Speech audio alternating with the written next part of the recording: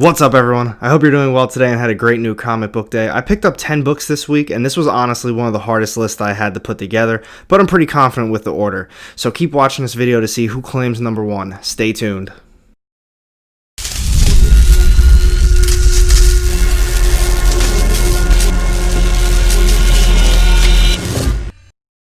Welcome back, everyone. AR Comics here, and today I'm going over my top 10 list for New Comic Book Day, January 20th, 2021. But before I get started on this list, if you are new to the channel, I drop weekly comic book content, and if you want to join a community that's dedicated to comic books, then hit that subscribe button down low and the little bell to get notified every time I drop new content. You won't regret it. And now, without further ado, let's get started on this week's top 10 list.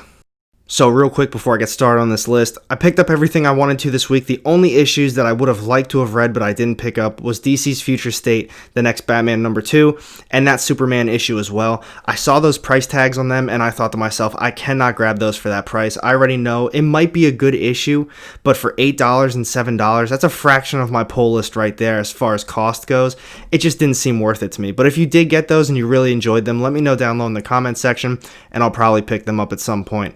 But now let's get started on number 10. And now to start the list off this week, coming in at number 10, we have Once and Future, number 15. This is cover A, and I don't know why I keep doing it to myself. I did not enjoy this issue, and honestly, I'm not really enjoying the series as a whole. Personally, the reason I can't get into this is because I'm not into the medieval stuff, but I just love the artwork so much that I'm hoping I can get into it. I'm trying, but I just can't get into these issues. But as far as this issue goes, it toned it down a lot more. It was a lot slower. It focused on the characters and just what their motives are in general. You have Gran and Duncan. They're out trying to find Duncan's mom when she's out there with Rose trying to explain why she's doing the things that she's doing. So this issue didn't have a lot of action. It was extremely slow. You just got to see some characters interact with each other. And then they kind of brought a new aspect into it at the very end. I'm not going to spoil what that entity is, but it might be a cool twist to the series. But for all of those reasons, I don't think I'm going to be continuing on with this series. I do think I'm going to take it off my pull list, but coming in at number 10. And next up, coming in at number 9, we have Abbott, 1973. This is cover A, and I really enjoyed this issue. So if you're on the fence with this because you haven't read anything prior with Abbott, that's all good, because this issue starts off with an entire backstory of what happened in the last volume, and honestly, they did a great job with it. I felt completely up to speed with what the characters were, what their motives were, exactly what happened and how it actually finished, and I thought they did a great job with that. But the cool thing about this issue is that it felt very fresh. It didn't focus on what happened in the past. It was Abbott doing her own thing. It's taken place obviously in 1973, so it's got the civil rights movement, and she's trying to really just solidify herself in the newspaper world, while everything that happened in the last volume is still kind of going on. You see the Umbra and the spirits just kind of floating around following her, but the issue itself didn't completely focus on that until the very end, and for those reasons, coming in at number 9. But if you're on the fence with this, it's definitely something you should give a shot to. And now we've got coming in at number 8, Black Cat, number 2. This is cover A, and this was surprisingly a really good issue to me. So I really liked the first one as well. I had zero expectations for it, so I went into number 2 thinking the same thing. I'm thinking, it's a King in Black tie-in. It's probably not going to be anything that special, but it keeps blowing my mind. So this issue is exactly like a heist movie. Black Cat, she's got her team. They have a plan. They have to go save Doctor Strange. She even gets a Green Goblin glider at some point, and she gets an anti-venom suit, and from there, the entire issue is just straight non-stop action and complete badassery. She goes in there, she's got to save Doctor Strange, she's got to fight all the monsters, and then after she actually saves him, then it's like a whole getaway thing. The guys are waiting for her, they just ride off in their little glider car. It was really cool. If you're reading the King in Black series, it's a must pick up in my opinion. Give Black Cat a shot. And next up, coming in at number 7, we have Aftershock's brand new series, I Breathe the Body, number 1. I love this issue. I thought the artwork was very well done. The issue itself, I felt like it read a little weird. I was a little confused reading through the issue. Things made a lot more sense towards the end, but I only picked this issue up because a lot of you guys recommended it to me in my last video, so thank you for that. So as far as this issue goes, the concept of this story was outrageous to me. It was so relatable, and it felt like that's actually how things are in real life. So these people create a brand new social media platform, and then their logical thinking is that if we have someone who is so famous, a lot of people are going to follow this famous person and kind of not just mimic what they do, but follow what this person does. So we have someone that is so incredibly famous on this platform that it kind of sways how things are in the world. And to me, I think that's how things are right now. There's so many famous people out there, and there's so many people out there that try to be these famous people. So maybe they were trying to tell us that's how things are in real life, and they just happened to make a comic book out of it. If you can get a hold of this issue, definitely give it a read. I loved it. Thank you guys for recommending it. But coming in at number 7. Up next, coming in at number 6, we've got Philadelphia, number 12. This is cover A. Sadly, I wasn't able to get cover B, that Todd McFarlane cover. I love that one, but I'm happy I was able to get this issue. So this was the end of the arc, and I thought they did a great job wrapping some stuff up. It didn't really feel like it was the end of the arc, though. So Abigail, she's got her whole undead vampire team, and they are out wreaking havoc in Philadelphia. They're trying to kill everybody and destroy everything. And you've got James, his dad, and then his girlfriend there as well. They're trying to figure out still how to defeat Abigail and save Philadelphia. But at the same time, James's best friend, I think his name is Tevin, he's in hell trying to bring somebody back from hell with him to stop Abigail. I'm not going to spoil who that is, but as I was saying, I think this was a great issue. It didn't really feel like the end of the arc though, but I'm really excited to see where they go with this, coming in at number 6. And now we're down to the top 5 issues of the week. Coming in at number 5, we have Stillwater, number 5. I'm a big fan of this series and I really like this issue, but I can totally see why people are not enjoying it. It is extremely slow. And when I say extremely slow, I feel like almost nothing is happening in any of these issues. We've got 5 issues right now, and I think something pretty important happened in maybe 2 of them, and it was like the last issue and maybe the first issue.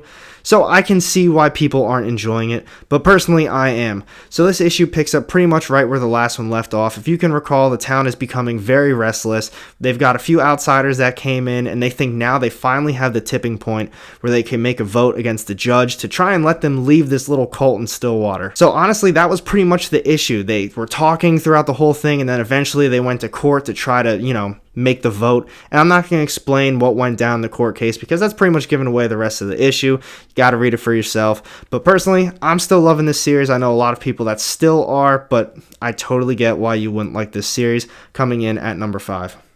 Up next, we've got at number 4, We Live, number 4. I'm really enjoying this series, and this is another one I'm only reading because you guys commented about it so many times. I'm really happy I was able to pick it up.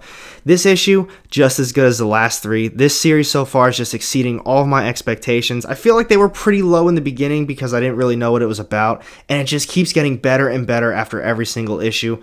This one picks up right where the last one left off. The apocalypse is pretty much here. They've got to get the kids to the station to get them on their rocket ship or whatever they're doing to get them off the planet. But of course, as always, there's so many things that happen in the meantime. They're trying to survive and escape this little cult that's trying to stop all these kids from leaving the planet. And while all that's going on, the time is slowly running out and the apocalypse gets here. I can't wait to see where they go with issue 5. I don't know what the game plan is with this series though, if they're trying to make this into a long-term thing.